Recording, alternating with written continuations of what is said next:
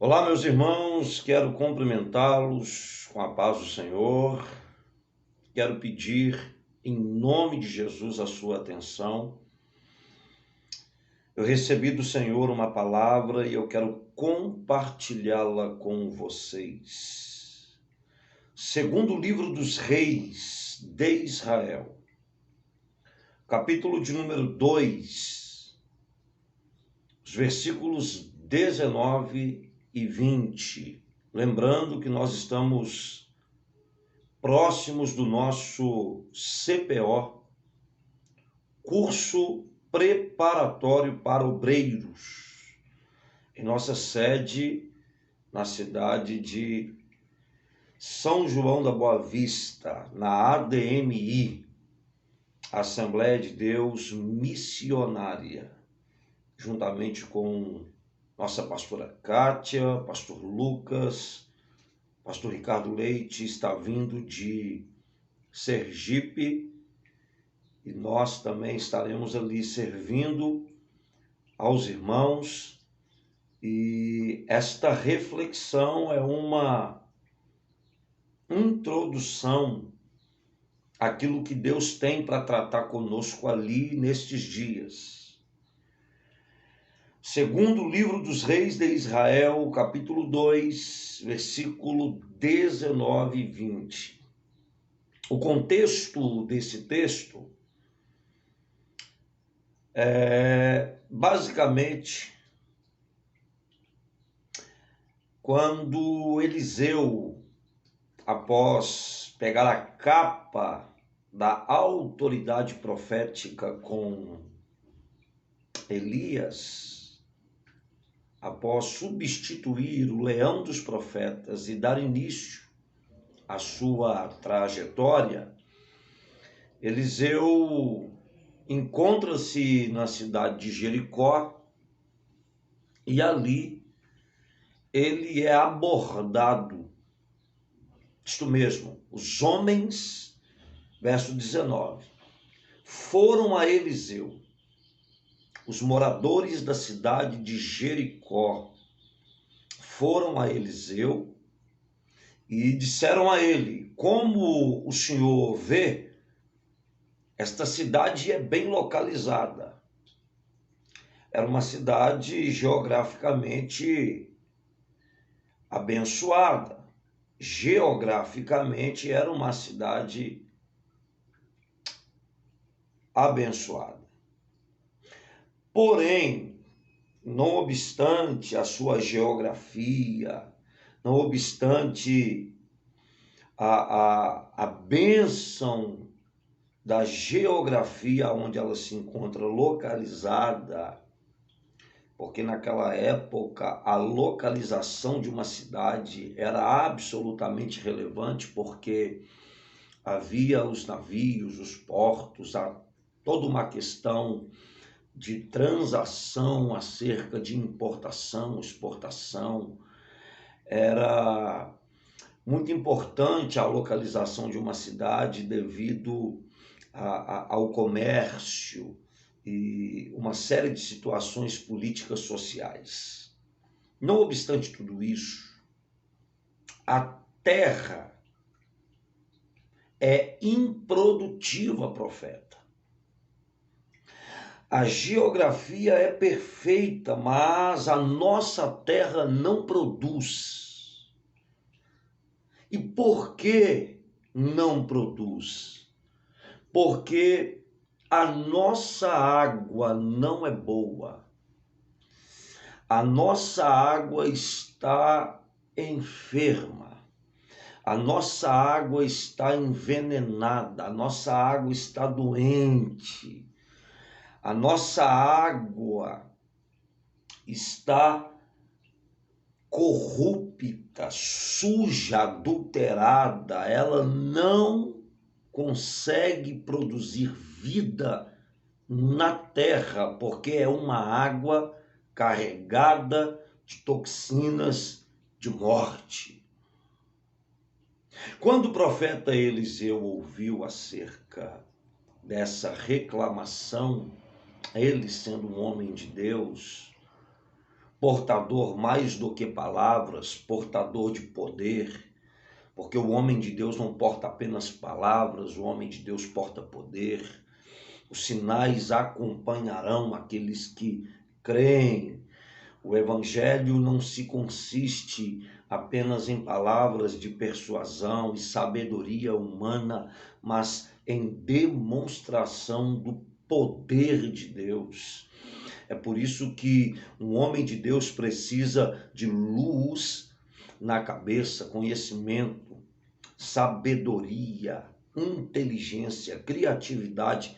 Porém, o homem de Deus precisa muito mais do poder de Deus, da virtude do alto, da capacitação do Espírito, do revestimento do céu.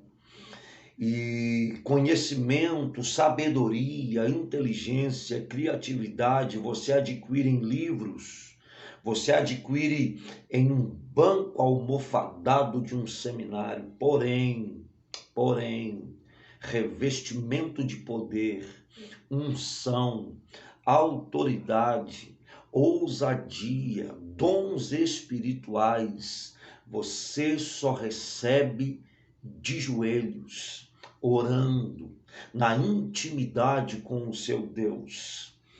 Agora perceba o que o texto diz. Eliseu, homem de Deus, substituto do profeta Elias, agora incumbido da responsabilidade profética dos seus dias, diante de um questionamento e de um problema que afetava toda a sua região e principalmente aquela cidade, toda a população daquela cidade. Ele diz o seguinte: ponham sal, eu quero sal, numa tigela nova, tragam-na para mim. Perceba, o sal, dentro do contexto veterotestamentário, o sal simbolizava pureza, incorruptibilidade, porque conservava os alimentos e os alimentos não apodreciam. Significava também fidelidade. Agora note, em nome de Jesus, quando levaram o sal até o profeta, qual foi a atitude do profeta? Ele foi. Eu quero que você nunca mais se esqueça disso. O profeta foi. Aonde? Ele foi à nascente.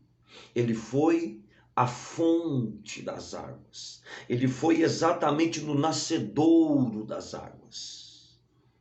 Então perceba que ele vai aonde tudo começa. E ali ele joga o sal. Ali ele ministra pureza nas fontes das águas. Ele ministra pureza nas fontes das águas. Ele ministra incorruptibilidade na fonte das águas. Ele ministra fidelidade. Ele libera sobre as fontes, como profeta enviado por Deus, cheio de unção e de autoridade. Ele libera sobre aquelas fontes pureza, incorruptibilidade e fidelidade. O profeta estava sarando, curando as fontes das águas. E disse: assim diz o Senhor. Perceba que não foi o sal, mas a palavra de Deus. Note isso, não foi o sal, mas a palavra de Deus. Eliseu, pela palavra de Deus, fazendo uso do sal como um ato simbólico e profético, ele vai à fonte das águas e arranca a impureza pela pureza da palavra. Ele arranca a corrupção pela incorruptibilidade liberada pelo poder da palavra. Ele arranca a infidelidade pela fidelidade de Deus mediante a sua palavra por meio daquele ato profético. Agora, a Bíblia diz que assim que tudo isso acontece, olha Eliseu dizendo da parte de Deus: purifiquei esta água, não causará mais mortes, ou glória a Deus, nem deixará a terra improdutiva. Ou seja, a fonte foi sarada. Como consequência, o leito, toda aquela água daquela cidade também seria gradativamente sarada, porque ele sarou exatamente o nascedouro, exatamente a fonte, exatamente aonde tudo começa. E uma vez que as águas agora estão purificadas, saradas, avivadas, restauradas, ele está dizendo que elas não irão mais produzir mortes, e sim vida, porque provavelmente alguém possa ter, inclusive, morrido ao ingerir dessa água. O texto não diz, conjectura minha, porque o texto diz que ela não vai produzir morte. Poderia, inclusive, ter matado plantações, porque a água não produzia vida. E ela também, além de matar, era improdutiva a terra, porque a terra não podia gerar, porque a água matava a semente no seio da terra. Até hoje, diz a Bíblia, aquela água permanece. Essa expressão permanece é fantástica dentro do contexto, porque eu li o texto, eu estou explicando o texto, e agora eu quero aplicar o texto conforme a palavra de Deus. Note vocês que esse texto parece simples, óbvio, mas como se trata da Bíblia, é muito que está escondido aqui. Esse texto fala acerca do altar da igreja e do método de Deus para produzir no seu rebanho, a começar do altar, um tempo de cura, restauração e avivamento. Meus irmãos, nunca foi tão necessário um reavivamento espiritual em nossa nação, em nossas igrejas. Mas como dizia o saudoso pastor Anselmo Silvestre, que eu tive privilégio de congregar ainda pequenino, começa no altar. Começa no altar. Tudo que Deus tem para fazer em seu povo, Deus quer fazer primeiro em seus servos, porque nós somos o exemplo, nós somos aqueles que ministram sobre esse povo. Portanto, líderes doentes provocam enfermidades. Pessoas, líderes corruptos, gera um rebanho corrupto. Líderes infiéis geram um rebanho infiel. Líderes em pecado, sem pureza, sem santidade, geram um rebanho impuro. O profeta foi na fonte e não no leito. Primeiro, Deus quer gerar um avivamento no púlpito. Depois, esse avivamento vai reverberar, vai desembocar nos bancos. Primeiro, Deus trata com os obreiros, depois com as ovelhas. Primeiro, Deus restaura o altar, e não é o púlpito de porcelanato. O altar que precisa de restauração, avivamento, cura, é o coração daquele que uso faz do púlpito. É necessário entendermos essa verdade. Oh, glória a Deus! Oh, aleluia! Louvado e bendito seja o nome do Senhor. Glória a Deus. Esse texto, portanto, está dizendo que se quisermos vislumbrar um tempo de cura, de avivamento, um tempo de restauração, um tempo onde não iremos mais ver mortes, um tempo onde iremos ver frutos, é necessário um alinhamento no altar. Oh, glória a Deus! Palavra cirúrgica. É necessário um alinhamento no altar. E esse alinhamento será feito mediante a palavra. Nós precisamos reunir os nossos obreiros em torno da palavra, em torno da oração, do jejum, da consagração.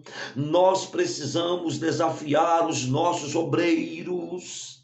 A agenda do tempo a sós com Deus, do período devocional, buscando não apenas número, não apenas fama, não apenas poder, mas principalmente pureza, vida piedosa, incorruptibilidade, tratamento no caráter e, em última instância, acredito que seja o pilar principal de um ministério: fidelidade.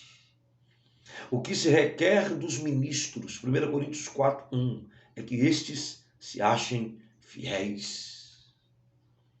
Quando os nossos púlpitos forem ocupados por homens e mulheres puros, incorruptíveis e fiéis, nós estaremos prontos para vivermos um dos maiores avivamentos da história. Oh, glória a Deus! Será que só eu estou entendendo o que o céu está dizendo aqui? Em nome de Jesus, debaixo de uma autoridade profética, você que está assistindo esse vídeo, eu libero sobre a sua vida, da mesma autoridade, do mesmo poder que Eliseu liberou sobre aquelas fontes. Seja curado, seja purificado, seja sarado, seja restaurado, seja avivado, em nome de Jesus. Que da sua vida flua águas que curam, águas que gerem vida, águas que produzam frutos. Que Deus em Cristo vos abençoe. Compartilhe essa palavra em nome de Jesus.